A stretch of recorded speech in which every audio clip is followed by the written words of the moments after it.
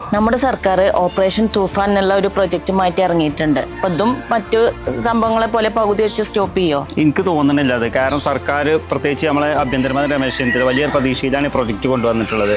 നമ്മളെ നാട് മുഴുവൻ ഈ ലഹരിയിൽ ആണ് വരിഞ്ഞു മുറുക്കിക്കാണ്. വലിയൊരു ക്യാൻസറാണ് നാടിനെ കാർന്ന് നിന്ന് നമ്മളെ കുട്ടികളെ മുഴുവൻ നശിപ്പിക്കുന്നത്.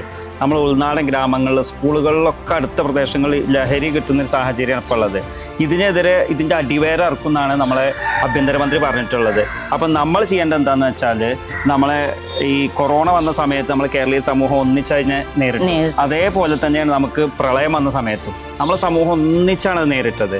അതുപോലെ തന്നെ നമ്മൾ ജാതി ഇല്ലാതെ മതമില്ലാതെ രാഷ്ട്രീയമില്ലാതെ ഒത്തൊരുമിച്ച് നിൽക്കുകയാണെങ്കിൽ നമുക്ക് ഈ ഒരു വിപത്തിനെ ഈ ഒരു ക്യാൻസറിനെ അതായത് ലഹരി എന്നുള്ള ഒരു ക്യാൻസറിനെ പ്രതിരോധിക്കാൻ നമുക്ക് ഒറ്റക്കെട്ടായി നിൽക്കുകയാണെങ്കിൽ കഴിയുമെന്ന കാര്യത്തിൽ യാതൊരു സംശയമല്ല. അപ്പോൾ എല്ലാവരും ഈ വിഷയത്തിൽ ഒന്നായി നിൽക്കുക. അപ്പോൾ നമുക്ക് ഇറങ്ങാം.